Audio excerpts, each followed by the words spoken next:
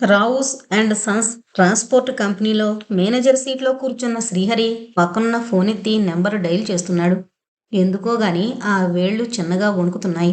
నడుము వేలుకున్న ఎనామిల్ ఉంగరం మీద జేఎస్ అన్న అక్షరాల వైపే చూస్తున్నాడు. అందులో జే అన్న అక్షరం తనకి ధైర్యం చెప్తున్నట్టుంది. చిన్నగా కనిపిస్తున్న తన హృదయాన్ని కంట్రోల్ చేసుకుంటున్నాడు. అవతల రిసీవర్ ఎవరో ఎత్తి హలో అండం, జస్ట్ ఏ మినిట్ అండం జరిగింది. శ్రీహరి నుదురు మీద మొసులుతున్న నీళ్లల్లో నీటి బుడగలు చేరుతున్నట్టు గబగబా పేరుకుంటున్నాయి స్వేద బిందువులు. పక్కన స్టాండ్ ఫ్యాన్ తిరుగుతూనే ఉంది. కిటికీలో నుంచి వెలుగు పుష్కలంగా వస్తోంది. కానీ శ్రీహరికి గాలి ఆడనట్టుగా చీకట్లో ముసురుతున్నట్టుగా అనిపిస్తోంది. హలో అని అవతల పలకరింపు వినగానే ధైర్యం కూడదీసుకుంటున్న వాళ్ళ గట్టిగా గాలి పీల్చుకున్నాడు. నేనంకుల్, సనత్ నగర్ నుంచి మాట్లాడుతున్నాను. ఆ ఆఫీస్కి ఇప్పుడే వచ్చాను. నేను ఇంటి దగ్గర బయలుదేరే టైంకి ఇంకా డాడీ రాలేదు. అవునవును, దేవి చెప్పాడు. మీరు చాలా శ్రమ తీసుకుంటున్నారు. I am very sorry uncle. ఎప్పటికప్పుడే మిమ్మల్ని డిసప్పాయింట్ చేస్తున్నట్టుంది. నాకు తెలుసు అంకుల్, మీకు మా ఫ్యామిలీ మీద ఉండే అభిమానం నేను ఎరగను. ఇది వరలో ఓసారి మీరు పెట్రోల్ బంక్ విషయంలో ఫాదర్కి ఎంత హెల్ప్ చేయాలని చూశారు. కానీ డాడీ చాలా ఖచ్చితమైన వ్యక్తి. నిజంగా మీ ఓర్పుకు నేను థ్యాంక్స్ చెప్పుకుంటున్నాను అంకుల్. బహుశా డాడీ ఈవినింగ్కి వస్తారేమో. అప్పటి వరకు ఆ ఓనర్ వెళ్ళిపోతాడనుకుంటాను. సరే, నెక్స్ట్ టైం వచ్చినప్పుడు కన్సల్ట్ చెయ్యాలంకుల్. మీకు గనక ఏదైనా వర్క్ ఉంటే టైం వేస్ట్ చేసుకోవద్దు. మీరు ఆ పని చూసుకోండి. ఓహో, అయితే తప్పకుండా వెళ్ళండి. డాడీ ఎటూ మిమ్మల్ని కలవలేరు. ఏదో అత్యవసరమైతే తప్ప ఆగిపోయి ఉండరు. నోనో, అలా అనుకోకండి. నేను అసలు మీరు ఫోన్ చేసినప్పుడే చెప్పాల్సింది. ఏంటో అప్పటికింకా మేము డాడీ కోసం ఎదురు చూస్తున్నాం. అందుకని చెప్పలేకపోయాను. ఆఫీస్కి రాగానే నాకెందుకో స్ట్రైక్ అయింది. బహుశా మీరు ఫాదర్ కోసం వెయిట్ చేస్తూ మీ ఎంగేజ్మెంట్ మిస్ అవుతారేమో అని ఫోన్ చేస్తున్నాను. Okay okay. ఫోన్ పెట్టేశాక వెనక్కి జార్లబడి కూర్చుండిపోయాడు శ్రీహరి. 2 నిమిషాలు తనేంటో ఎవరో ఎక్కడున్నాడో తెలియనంతగా మైండ్ అప్సెట్ అయింది. క్రమంగా తన ఉనికి తనకి తెలిసి తను చేసిందేంటో తెలిసాక ఉద్విగ్నతతో కళ్ళు మూసుకున్నాడు. పిడికిళ్ళు బిగించి పళ్ల సందున అనుకంపనని అదుముకుంటూ నేనేనా ఇలా చెప్పగలిగింది అనుకున్నాడు. మెల్లమెల్లగా కంట్రోల్ అయ్యాడు. చేతికున్న ఉంగరాన్ని అటు ఇటు తిప్పుతూ నేను చేసింది రైటే. నేనేం ఇంకా చిన్నపిల్లన్నా. I am 30 years young man. Marriage అయ్యి బిడ్డ తండ్రినయ్యాను. Yes, I am also a father. నేనింకా డాడీకి భయపడ్డమేమిటి? ఆయన చెప్పినట్లు వినడమేమిటి? After all Siri my baby, only she is 5 years. But తనంత ఫ్రీగా ఉంటుంది. తనకి నచ్చకపోతే ఏ పనైనా చేయదు. ఎగ్జిబిషన్కి వెళితే తను చేయి పట్టుకుని నడిపించబోతే విదిలించేసి ఏమంది? వాట్ డాడీ, నాకు నడవడం రాదా? పడిపోతానా? అలా చేయి పట్టుకుంటే నాకు బాగుండదు అనేసింది. అది కాదమ్మా, రష్గా ఉంది, తప్పిపోతావని అని తనంటే ఏం పర్వాలేదు, నాకు మన అడ్రస్ తెలుసు, చెప్తే ఎవరైనా తీసుకొస్తారు అంది. తనకప్పుడు ఎంత సంతోషం కలిగింది. ఇంత లేతప్పుడే అంతటి ధైర్యం, ఆత్మవిశ్వాసం ఉండడం ఎంత విశేషం. మరి తను ఆ బేబీకి తండ్రి. తనెలా ఉండాలి? అవును, తనకి నుంచి స్వతంత్రంగా వ్యక్తిత్వం ఉన్నవాళ్లా ఉండాలి. అన్నింటికీ తల ఒప్పకూడదు. నచ్చని విషయాన్ని నిర్భయంగా ఖండించాలి. నా ఆలోచనల్ని నిర్భీతిగా అమలుపరచాలి. పిరికితనం, భీరత్వం తీసి అవతల పారేయాలి. అవసరం అనుకుంటే సలహాలు ఇవ్వాలి. అనవసరం అనుకుంటే నిర్మోహమాటంగా అయిష్టాన్ని తెలపాలి.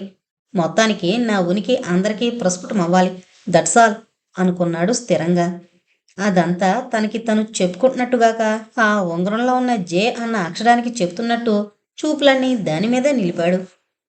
బాయ్ బాయ్ అంటూ హారన్ ఒక్కసారిగా వినిపిస్తూ ఆవరణలోకి లారీ వస్తున్న సంకేతం చెవుల్లో పడింది.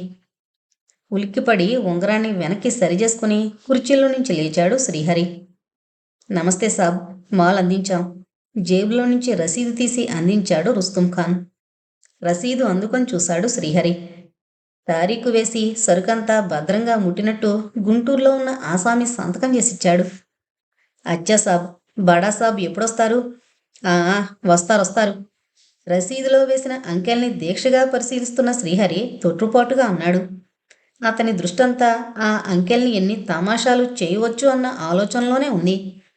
స్తబ్దుగా అమాయకంగా ఉండే బుర్రలో కొన్ని గంటల క్రితమే కొమ్మరి పురుగు ప్రవేశించింది. అది నెమ్మదిగా కదిలి దొలపడం మొదలుపెట్టింది. రుస్తుం ఖాన్కి మరో మాటకి అవకాశం ఇవ్వకుండా శ్రీహరి సీరియస్గా ఆఫీసు రూంలోకి వెళ్ళిపోయాడు. అక్కడున్న డ్రైవర్లు, క్లీనర్లు ముఖాలు చూసుకున్నారు. చార్మినార్ సిగరెట్లు ముట్టించుకుని కబుర్లలో పడ్డారు. కొంచెం సేపటికి ఆటోల వాళ్ళొచ్చి బళ్ళు అప్పజెప్పి వెళ్లారు. మళ్ళీ మరొకళ్ళకి ఇవ్వడం జరిగింది. అంతా రొటీన్‌లా సాగిపోతోంది. సూపర్వైజర్ శేషగిరి చూసుకుంటున్నాడు. లోపల ఫోన్‌లో మాట్లాడుతున్నాడు శ్రీహరి. చిక్కడపల్లిలో ఉన్న కంపెనీ నుంచి సరుకు బెజవాడకి చేర్చాలి. మాట్లాడడానికొస్తాను. ప్రొపరేటర్ గారున్నారా? అని అడుగుతున్నాడు. ఈ రకమైన ఫోన్ కాల్స్‌కి ఎప్పటినుంచో అలవాటు పడిన శ్రీహరి ఈరోజు అవి వింటున్నప్పుడు అసహనంగా ఫీల్ అవుతున్నాడు. అనవసరంగా ఆవేశపడుతున్నాడు. లేరు లేరు అని గట్టిగా చెప్పి క్రెడిల్ని విసురుగా పెట్టేస్తున్నాడు. ఈరోజు హరిబాబుకి మతిస్థిమితం లేనట్టుంది. ఏమై ఉంటుంది అనుకున్నాడు. చూసి చూడనట్టు గమనిస్తోన్న శేషగిరి. తార్నాకలో ఉప్పల్ వెళ్లే రోడ్డు మీద ఎడంవైపున ఒక చోట రెండు దారులుగా చీలింది రోడ్డు. ఆ సమీపంలో చిన్న డాబా ఉంది. పైకి చూడ్డానికి అది చిన్నగా కనిపించినా లోపల చాలా గదులున్నాయి. పెద్ద కుటుంబం ఉంటున్నారని తెలిసేలా ఆ వరండాలో, ఆవరణలో రకరకాల సైజుల్లో పిల్లలు గోల చేస్తూ ఆడుకుంటున్నారు. ఇంటి ముందు ఓ ఆటో ఆగుంది. ఆ డ్రైవర్ ఎంతసేపటి నుంచి వెయిట్ చేస్తున్నాడో గాని విసుగ్గా తొంగి చూసి గట్టిగా అదే పనిగా హారన్ మోగించాడు. ఆ వచ్చేస్తున్నానయ్యా, తొందర పెట్టేకు అంటూ చేతిలో బ్రీఫ్ కేస్ పట్టుకుని వరండాలో అడ్డొస్తోన్న పిల్లల్ని తప్పించుకుంటూ వచ్చి ఆటోలో కూర్చున్నాడు ధనుష్కోటి. తాతయ్య Tata, uncle by by, daddy cheerio. పిల్లలంతా ఆటల్లో ఉండే ఎవరి వరసల్లో వాళ్ళు వీడుకోలు పలికారు. అందరికీ కలిపి చెయ్యి ఊపేసి చలో భాయ్ అన్నాడు. ఆయన స్టేషన్ చేరుకునేసరికి ప్లాట్ఫారం చాలా కోలాహలంగా ఉంది. కంగారుగా ఉరుకులు పరుగులుగా టికెట్ కోసం బుకింగ్ ఆఫీస్ వైపు వెళ్లారు. కానీ తను ఎక్కవలసిన రైలు ఇంకా గంటకు గాని రాదని, లేటని తెలిసింది. హమ్మయ్య అనుకుని తొందరేంటి అన్నట్టు మళ్ళీ బుకింగ్ ఆఫీస్ నుంచి జరిగి యువతలకొచ్చారు. రెస్టారెంట్లో కాఫీ తాగి తెలుసున్న వాళ్లతో మాట్లాడుతూ నుంచున్నాడు. ఇంతలో స్కూటర్ వేసుకుని వాళ్ళ రెండో అబ్బాయి వచ్చాడు. అరే ఇదేమిట్రా, ఇలా వచ్చావేంటి? విభ్రాంతిగా చూశారు. అవును డాడీ, మీరు ఆటో ఎక్కి వెళ్ళగానే టెలిగ్రామ్ వచ్చింది. మీరింక ట్రైన్కి వెళ్ళనక్కర్లేదు, ఆ పెళ్ళి ఆగిపోయిందట. అది చదవగానే నేను స్టేషన్కి ఫోన్ చేసి కనుక్కుంటే ట్రైను లేట్ అని తెలిసింది. త్వరగా వస్తే మీరు వెళ్ళనక్కర్లేకుండా ఆపొచ్చనొచ్చాను అన్నాడు. ఆ ఆగిపోయిందా? ఏదా టెలిగ్రాము అని అడిగి తీసుకుని చూశారు. Marriage postponed, await letter, Tarakam అనుంది. అది చూశాక ధనుష్కోటి గారి మనసంతా శూన్యంగా అయిపోయింది. కళ్ళల్లో దిగులు చోటు చేసుకుంది. అంతవరకు ఆయనతో మాట్లాడుతున్న వ్యక్తి సానుభూతిగా చూసి వస్తానండి అంటూ వెళ్ళిపోయాడు. బ్రీఫ్ కేసు స్కూటర్ మీద పెట్టి కొడుకు వెనకాల కూర్చున్నారు ధనుష్కోటి గారు. అసలు వెళ్ళకపోతే ఏమీ అనిపించదు. తీరా బయలుదేరాక ఆగిపోవాల్సొస్తే అదో రకం నీరసంగా ఫీల్ అవుతారు. ధనుష్కోటి గారు మొదట మ్యారేజీకి వెళ్లాలనుకోలేదు. తర్వాత శ్రీహరి ఫోన్ చేశాక ఉన్నపళంగా బయలుదేరారు. తీరా ఇలాంటి వార్త వినాల్సొచ్చింది. ఇంకా నయం, ఆ ట్రైను లేటు గనుక సరిపోయింది. లేకపోతే ఈ పాటికి స్టేషన్ దాటి వెళ్ళిపోదును. వెళ్ళిపోయినా పర్వాలేదు కానీ ఆగిపోయిన పెళ్లివారింటికి వెళ్ళి వాళ్ళ చేత అయ్యో అనిపించుకోవడమో, లేక పెళ్ళాగిన కారణం విని తను అయ్యో అండమో ఇదంతా పెద్ద న్యూసెన్సు అనుకున్నారు. బట్టతల మీద పడుతున్న చెమటని తుడుచుకున్నారు. పొట్టిగా, దృఢంగా, ఎర్రగా ఉండే ధనుష్కోటి గారు యూనివర్సిటీలో కెమిస్ట్రీ ప్రొఫెసర్ అంటే ఎవరూ నమ్మరు. ఎందుకంటే ఆయనకున్న వ్యాపకాలన్నీ ఉద్యోగానికి ఏమాత్రం సంబంధం లేనివి. నవ్వుతూ నవ్విస్తూ బహు చాకచక్యంగా ఎదుటి వాళ్ళని ఆకర్షించే నేర్పు ఆయనకి అమితంగా ఉంది. ఆ విద్య వల్లనే ఎన్నో వైవిధ్యాలు గల స్నేహాల్ని నిలబెట్టుకున్నారు. స్కూటర్ ఇంటి ముందాగేసరికి సిమెంట్ కలర్ వెస్పా గేట్ లోపల ఆగుంది. అరే భుజంగరావు గారిది కదా, ఎవరొచ్చినట్టు అనుకుని గబగబా లోపలికొచ్చారు ధనుష్కోటి. డ్రాయింగ్ రూంలో పేపర్ చదువుతున్న భుజంగరావు గారు కనిపించారు. వాట్ మీరొచ్చేసారా? ఎప్పుడు? కనుబొమ్మలెత్తేసి కళ్ళజోడులోంచి చూస్తుంటే పెద్దగా విచ్చుకున్న ఆ కళ్ళల్లో చెప్పలేనంత సంభ్రమం నిండింది. పేపరు చాటు తీసి గుడ్ మార్నింగ్ అన్నారు చిన్నగా నవ్వుతూ. Very morning. ఏంటి ఎప్పుడొచ్చారు? ఇప్పుడే. నేనొచ్చేసరికి మీ అబ్బాయి మీకోసం వెళ్ళాడు స్టేషన్కి అని చెప్పారు. అందుకని వెయిట్ చేస్తూ ఉన్నాను. అసలు నేను వెళ్ళేవాడినే కాదండి. మార్నింగ్ మీకు ఫోన్ చేస్తే మీరు రాలేదని తెలిసింది. సరే మ్యారేజ్కి, అదే మా ఫ్రెండ్ కూతురిది, వెళదామా మానదామా అన్న సందిగ్ధంలో ఉండగా శ్రీహరి ఫోన్ చేశాడు. బహుశా ఇవాళ మీరు రాకపోవచ్చునని, తను ఆఫీస్కి వెళ్లే వరకు కూడా మీరు రాలేదని చెప్పాడు. అయితే మీరు శ్రీహరి ఆఫీస్కి వెళ్ళాక వచ్చారన్నమాట. దేవి చెప్తే వచ్చుంటారు. ఆల్ రైట్, ఏది జరిగినా మన మంచికేనేమో. అనుకోకుండా ఆ మ్యారేజ్ ఆగిపోయింది. ట్రైన్ లేటు, మీరొచ్చేశారు. అంటే ఇవాళ మనకి పౌల్ట్రీ ఫారం చూసే యోగం ఉందన్నమాట. గలగలా నవ్వేస్తూ వస్తా ఇప్పుడే అంటూ ఉత్సాహంగా లోపలికి వెళ్లారు ధనుష్కోటి గారు. ధనుష్కోటి గారు లోపలికి వెళ్ళాక భుజంగరావు గారు విస్మయంగా అలా కూర్చుండిపోయారు. అదేంటి, శ్రీహరి ఆఫీస్కి వెళ్ళి నాన్నగారు ఇంకా రాలేదని ఫోన్ చేసి చెప్పాడా? ఈయన గారు పొరపాటు పడుతున్నారేమో. ఆ ఫోను తను రాకముందే ఇంటి దగ్గర నుంచే చేసి ఉంటాడు. నేను వచ్చాకనే కదా తను ఆఫీస్కి వెళ్ళాడు.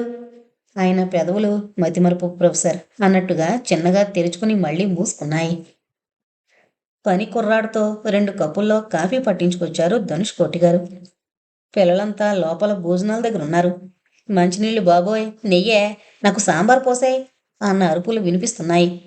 డైనింగ్ హాల్ ఎక్కడో లోపలున్న బయట డ్రాయింగ్ రూమ్ దాకా వాళ్ల గోల కేకలు దూసుకొస్తున్నాయి. కిక్కిరిసిన హోటల్ మీల్స్ టైంలో ఎంత గందరగోళంగా ఉంటుందో బహుశా లోపల ఆ భోజనాల తంతు అలాగే ఉంటుంది అనుకున్నారు భుజంగరావు గారు. వీళ్ళని ఎందుకు కంట్రోల్ చేయరు అన్న భావంతో కించిత్ చిరాకు ముఖం మీద కదలాడింది. కాఫీ కప్ అందించి తనొకటి తీసుకుని సోఫాలో ఆయన పక్కనే కూర్చున్నారు ధనుష్ కోటి గారు. అవును, మీరు స్కూటర్ మీద వచ్చారేంటి? కారేమైంది? సగం కాఫీ తాగాక హఠాత్తుగా అడిగారు ధనుష్ కోటి గారు. భుజంగరావు గారు జరిగిన విషయం క్లుప్తంగా చెప్పారు. వాట్ వాట్ అయితే గొప్ప అడ్వెంచర్ అన్నమాట. చూసారా, నేను చెప్పలేదు అన్నీ మన మంచి కోసమే అని. లేకపోతే మీరు మీ బాల్యమిత్రుని గురించి తెలుసుకోగలిగేవారా? సో సారీ, ఇప్పుడు అతను లేడు. మీరు చాలా ఫీల్ అయి ఉంటారు. ఏం చేస్తాం, లైఫ్ అంటే అంతే. వెళ్ళిపోయే వాళ్ళని ఆపలేం. మిగిలిన వాళ్ళకి ఏదైనా హెల్ప్ చేయాలి. ఖాళీ కప్పు టీ పై మీద పెట్టి జేబులోంచి కర్చీఫ్ తీసి పెదవులు తుడుచుకున్నారు ధనుష్ కోటి గారు. మీరింకా వరంగల్లో బిజినెస్ గొడవలే చూసుకుంటూ ఉన్నారనుకున్నాడు మీ శ్రీహరి. మీ కారు చెడిపోవడం, దాని మూలంగా ఆ గొప్ప డిస్కవరీ, అదంతా ఏం తెలుసు? అఫ్కోర్స్ తెలిస్తే మాత్రం చాలా బాధపడతాడు. కానీ ఈ యంగ్మెన్ అంతా ఉత్త దూకుడుగాళ్ళు. కారు పాడైందనగానే ముందు వాళ్ళు ఆ డ్రైవర్ మీదకి విరుచుకు పడతారు. కాలు చెయ్యి విరగొడినంత పని చేస్తారు. అంత పని ఏంటి, అంత పని చేసేస్తారు. మా డాడీకి ఇంత కష్టం కలిగించావా అన్న ఆవేశం అది.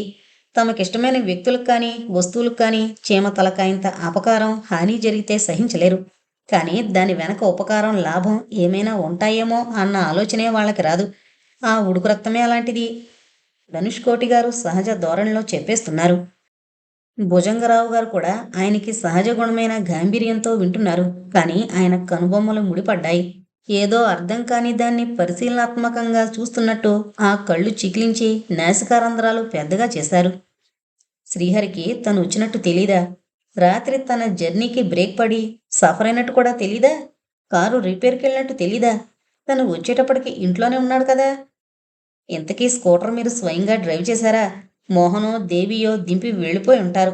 ఎందుకంటే శ్రీహరి ఆఫీస్కి వెళ్ళిపోయాడు కదా. మధ్యలో మళ్ళీ ప్రశ్నించారు ధనుష్ కోటి. అవును, దేవి డ్రాప్ చేశాడు. అది సరే, హరి ఆఫీస్ నుంచే మాట్లాడా మీతో? ఎస్, ఆఫీస్ నుంచే.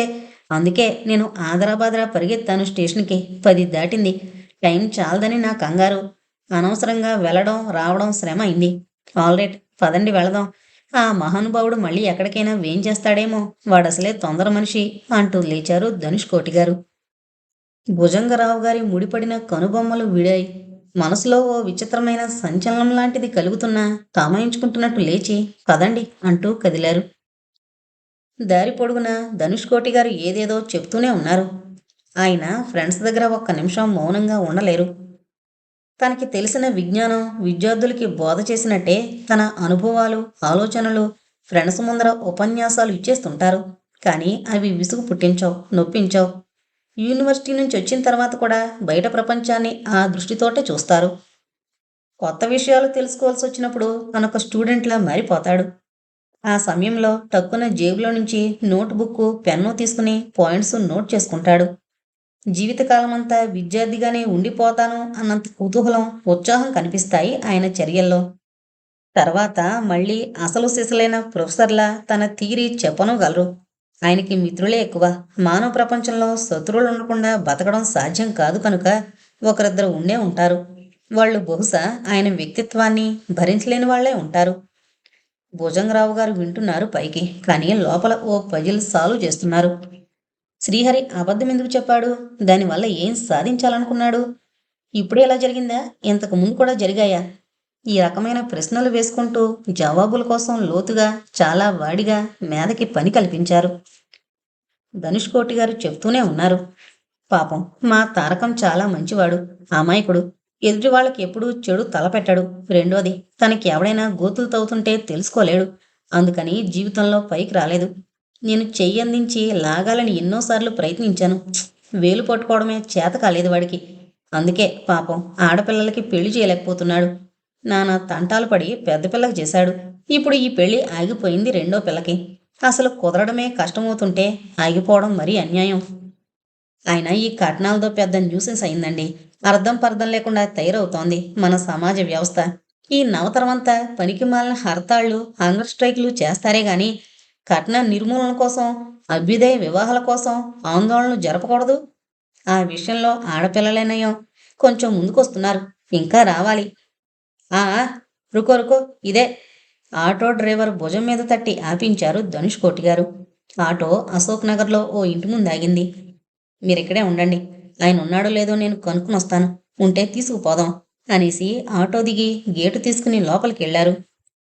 భుజంగరావు గారు లాల్చీ జేబులో నుంచి సిగరెట్ ప్యాకెట్ తీశారు. లైటర్తో వెలిగించుకుని గట్టిగా దమ్ము పీల్చాక మళ్ళీ మస్తిష్కంలో సాల్వ్ కాని పజిల్ మెదిలింది.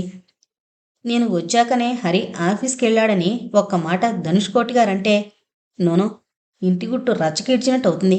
సవాలక్ష అనుమానాలు, అపార్థాలు. ఇదేదో నేను కూపీ లాగాలి. అమ్మయ్య, ఆయన గారు ఉన్నాడు, వస్తున్నాడు అంటూ 5 నిమిషాల తర్వాత ధనుష్ కోటి గారు వచ్చి ఆటోలో కూర్చున్నారు. పావుగంట తర్వాత ఆ ముగ్గురు కూర్చున్న ఆటో ఉప్పల వైపుగా సాగింది. కొద్ది దూరంలో ఉండగానే కోకవ ధ్వనులు, టపా శబ్దాలు, టిక్కుటిక్కు చప్పుళ్ళు చిత్రాతి చిత్రంగా వినిపిస్తున్నాయి. మనుష్య ప్రపంచానికి దూరంగా ఉన్న కుక్కుట లోకంలా గమ్మత్తుగా ఉంది. గేటులోనే ఎదురైన జీతగాళ్లు వంగి దండాలు పెట్టారు. ఆవరణలోకి రాగానే 4 వైపులా జాలీలున్న షెడ్లు కనిపించాయి. కొన్నింటికి గోనె పట్టాలు వేలాడుతున్నాయి. మరికొన్నింటికి చుట్టలా చుట్టి పైకి తాడుతో కట్టేసున్నాయి. ఒక్కో జాలీ షెడ్డు 30 అడుగుల వెడల్పు, 50 అడుగుల పొడవుతో దీర్ఘ చతురస్రంగా ఉంది. అటువంటి షెడ్లు మొత్తం ఆ ఆవరణలో 5 ఉన్నాయి. ఆ ఆవరణంతా 2000 గజాలు, ఇంచుమించు అరెకరం. మధ్య చక్కగా కట్టిన సిమెంట్ హౌజ్ ఉంది. దాంట్లో నీరు ఎండకి చాలా నిర్మలంగా, నిశ్చలంగా కనబడుతోంది. చూడండి, ఒక్కో షెడ్లో 1000 కోళ్లున్నాయి. మొత్తం 5000 కోళ్లు. యజమాని రామలింగం చకచకా చెబుతూ గబగబా ముందుకు నడుస్తున్నాడు. భుజంగరావు గారు ఒక షెడ్డు దగ్గర నిలబడి చూస్తున్నారు. ధవళ వస్త్రాలు ధరించిన పసిపిల్లలెవరో ముడుచుకుని కూర్చున్నట్టు రెక్కల్ని దగ్గర కదుముకుని కూర్చున్నాయి కొన్ని కోళ్లు. వెన్నెల ముద్దలపైన ముద్దమందారం అతికించినట్టు నిలబడున్న కొన్ని కోళ్లు. ఆకాశం నుండి శరన్మేఘం కిందకి జారుతున్నట్టు కొన్ని రెక్కలు విప్పుకుని అటు ఇటు ఎగురుతున్నాయి. శ్వేత పద్మాలు నీళ్లల్లో అలవోకగా కదిలి వెళుతున్నట్టు కొన్ని కోళ్లు అతి నెమ్మదిగా నడుచుకుంటూ తిరుగుతున్నాయి. ఫీడర్స్లో ముక్కులు పెట్టి టిక్కు టిక్కు పొడుచుకుని తల పైకెత్తి ముక్కులో నుంచి నోట్లోకి ఫీడ్ని జారుచుకుంటున్న కోళ్ళను చూస్తే చిట్టి పాపల చిరుత నృత్యాలు, వాటిలోని భంగిమలు గుర్తుకొస్తున్నట్టుంది. ఇనప తీగల పళ్ళాల్లో మెడ ఉంచి నీళ్లు తాగుతున్న అందాల సుందరీమణుల్లా కొన్ని కోళ్లు. నేలంతా గోధుమ రంగు తివాచీ పరిచినట్టుంది. మొత్తం మీద ఆ షెడ్డుని తీక్షణంగా కొన్ని క్షణాలు చూస్తే పారిజాతాలు, తెల్ల గులాబీలు, దానిమ్మ పూలు, మందార రేకులు ఆ షెడ్డంతా విరజిమ్మి క్లోజప్లో చూపిస్తోన్న భ్రమ కలిగిస్తోంది. నిష్కల్మషమై నిర్మలంగా ఉన్నాం. మీ మానవ సేవకి దిగి వచ్చిన దేవదూతలకి ప్రతిబింబాలం. ఆ చిన్న చిన్న కనుగుడ్లు మెరుస్తూ ముగ్ధలా చూస్తున్న ఆ చూపులకి అది భాష్యం. ఇవన్నీ బాబ్కాక్ కోళ్లే. అదిగో ఆ ఒక్క షెడ్లో మాత్రం రాణి షివరున్నాయి. ముందుకు వెళ్ళిన రామలింగం భుజంగరావు గారి దగ్గరకొచ్చి దూరంగా ఉన్న షెడ్డు వైపు చేయి పెట్టి చూపించాడు. అలాగా అన్నట్టు తలాడించారు భుజంగరావు గారు. ముందుకు కదిలారు ముగ్గురు. మధ్య షెడ్లో బ్రోడ్ రైస్లో కొన్ని కోడిపిల్లలు కిచకిచలాడుతున్నాయి.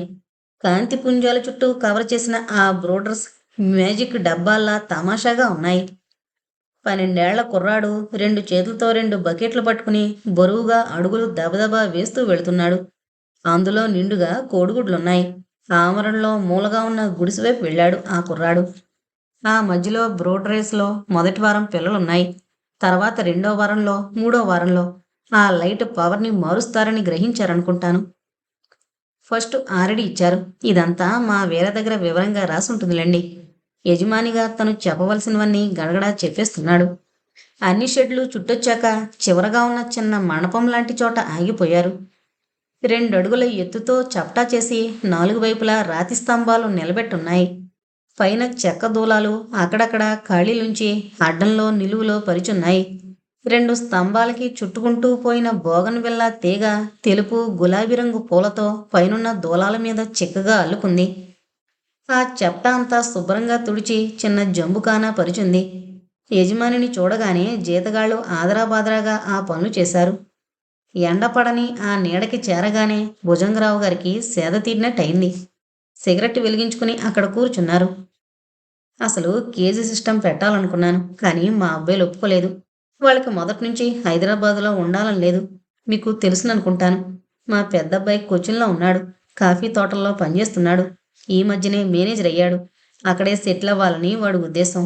మమ్మల్ని అందరినీ అక్కడికి వచ్చేయమని 2 నెలల నుంచి చాలా ఒత్తిడి చేస్తున్నాడు. వాడి పోరు పడలేకనే నాకు ప్రాణప్రదమైన ఈ పౌల్ట్రీ అమ్మేస్తున్నాను. ఆఖరి మాటలంటున్నప్పుడు అతని గొంతు సన్నగా వణికింది. చాలా సహజమైన బాధే అనిపించింది భుజంగరావు గారికి. వ్యాపారవేత్తలకి కొత్త వ్యాపారం మొదలు పెడితే సంతోషంగా ఆనందంగా ఉంటుంది గాని అమ్మేసుకోవాలంటే స్వజనాన్ని పోగొట్టుకున్నంత వ్యధగా ఉంటుంది. అందులోనూ ఈ కోళ్లు ప్రాణంతో కదులుతూ పలకరిస్తున్నట్టు చూస్తున్న అందమైన కోళ్లు అమ్మేయాలంటే గొంతు పట్టినట్టే ఉంటుంది మరి. అందుచేత ఇదిగో ఈ ధనుష్ కోటి గారు చెప్పారు మీరు కొంటారని. పెద్దవారు, బిజినెస్ తెలిసినవారు. అందుచేత మీకే అమ్మేయాలనుకుంటున్నాను. నిజానికి నేను నష్టంతోనే ఒప్పుకుంటున్నాను అంటూ అసలైన బిజినెస్ వ్యవహారంలా సాగించాడు మిగతా సంభాషణ. పక్క గంట గంటన్నర సేపు బేరసారాలు సాగాక మధ్యవర్తిగా ధనుష్ కోటి గారు రాజీ మార్గాన్ని సూచించి మొత్తం మీద 2,85,000కి సెటిల్ చేశారు. ఆ మొత్తాన్ని వారం రోజుల్లో ఇచ్చేట్టుగా ఒప్పందం కుదుర్చుకుని ముగ్గురు లేచారు. ఉదయం 9 గంటలైంది. త్వరగా స్కూలుకు తయారవుతోంది శివకామిని. 3 నెలల పరీక్షలు జరుగుతున్నాయి స్కూల్లో. 7వ క్లాసు పిల్లలకి తను పేపర్ ఇవ్వాలి. ఇదిగో అత్తయ్య, గ్లాసుడు గోధుమ పిండుంటే ఇమ్మందమ్మా అంటూ వచ్చింది రాజ్యం. మధ్యగదిలో శివకామిని చీర కట్టుకుంటోంది. తెల్లని తెలుపు మీద రంగురంగుల చుక్కలున్న చీరది. కింద 3 అంగుళాల్లో ఫాల్ వేసుంది. తెల్లని జాకెట్ వేసుకుంది. లంగా లోపలకు దోపి గిర్రున తిరిగి నడుం చుట్టూ చీర తిప్పుకుని బయట చెరుగు కోసం 2వ చీర కోసం మడతలు పెడుతోంది. గ్లాసు వంటింట్లో అత్తయ్య దగ్గర పెట్టి మధ్యగది గుమ్మానికి ఆనుకుని శివకామిని చీర కట్టుకోవడాన్ని చోద్యంగా చూస్తోంది రాజ్యం. ఏమాత్రం శ్రద్ధ లేకుండా హడావిడిగా కట్టేసుకున్నా చక్కగా వస్తాయి ఆ కుచ్చెళ్ళు. తను గంటసేపు కట్టినా ఎక్కడో కుదరనట్టు అసంతృప్తిగానే ఉంటుంది. ఏంటి కారణం? ఒక్క చీరన్నమాట ఏంటి? ఆ జుట్టు పైకి దువ్వుకుని అంతలా బిర్ర బిగించినట్టు వేసుకుంటుంది జడ. అయినా ఆ ముఖం ఏం వికారంగా ఉండదు. తను చక్కగా చిన్న పాపిడి ఎంత ఒక అంగుళం మేర తీసుకుని జుట్టంతా నుదురు మీదకి జారుగా దువ్వుకుంటుంది. కానీ తనకెందుకో తృప్తిగా అనిపించదు. ఆ జాకెట్ ఎంత అతికినట్టు సరిపోతుంది. మరి తను కూడా ఆ దర్జీ దగ్గరే కుట్టించుకుంటుంది.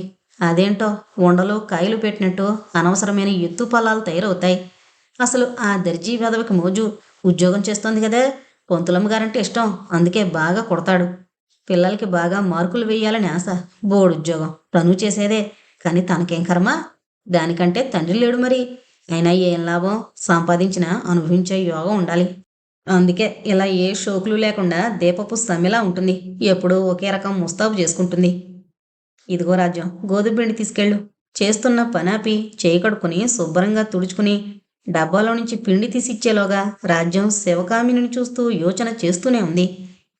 గ్లాస్ అందుకుని వెళ్ళబోతూ, ఇదిగో శివకామిని, ఎప్పుడు ఈ తెల్ల చీరలు లేత రంగులే అంటే విధవరాలు కట్టుకున్నట్టు, చే ఎంచక్క రంగు చీరలు కట్టుకో అనేసి వెళ్ళిపోయింది. మనసు చివుక్కుమంది శివకామినికి. రత్నామ్మకి హా అన్న బాధాకరమైన శబ్దం నోట్నుంచి చిన్నగా వెలువడింది. ఎంత మాట అనేసిందే! క్షణం తర్వాత ఆ మాట అనగలిగింది రత్నాంబ. బుసబుస కోపం పొంగింది. అసలు దాని నోటికి శుద్ధి బద్ధం లేకుండా పోతుంది. ఏ మాట అనాలో ఏది అనకూడదో తెలియడం లేదు. సర్దేపోయింది కూతురు. ఎందుకు తెలీదే? చిన్నపిల్ల ఏమన్నానా? నీకన్నా 2 ఏళ్లేగా చిన్నది. అదంతా పొగరు. ఒకసారి పళ్ళు రాలగొడితే సరి. రత్నాంబ ఆవేశంగా ఇంకా ఏదో అనబోతుంటే, ఊరుకోమ్మా, దానివల్ల ఎంత లాభం ఉంటుందో మర్చిపోకు. అనవసరంగా మనమే అల్లరి పడతాం. దానిని పొగరనుకుంటే మనం మౌనంగా పట్టించుకున్నట్టు ప్రవర్తించడమే విరుగుడు. ప్రస్తుతం మనం అజ్ఞాతవాసంలో ఉన్నామని సరిపెట్టుకో. కాలం కలిసి ఒక్క 2 ఏళ్లమ్మా. తమ్ముళ్ళిద్దరూ చదువులు పూర్తి చేసుకుంటే ఉద్యోగాలొస్తాయి. అప్పుడు మనం హైదరాబాద్ వెళ్ళిపోదాం. అల్లంత దూరంలో ఆశల మేడ కనిపిస్తున్నట్టు ఉత్సాహంగా చెప్పింది శివకామిని. ఏమోనే, ఏం ఓపికో. ఎప్పుడూ ఏ అపభ్రంశపు మాటో, అపశృతి పలుకో పిడీమని అంటూనే ఉంటుంది. ఎంతకని సరిపెట్టుకుంటాం? రోజు రోజుకి సహనం చచ్చిపోతుంది. ఏంటో ఇంత అణిగి బ్రతకాల్సొస్తుందేం కర్మ! నుదుటి మీద కర్మ పదానికి సూచనగా చేతివేళ్లు పట్టుకుని రా వడ్డిస్తున్నాను అంది వంటింట్లోకి వెళ్ళిపోతూ.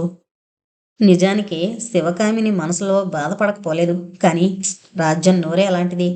తొందరగా అన్నం తినేసి కావలసిన కాగితాలు తీసుకుని బ్యాగులో పెట్టుకుని చెప్పులేసుకుని బయలుదేరింది. ఆ స్కూలు ఊరు చివరగా ఉంది.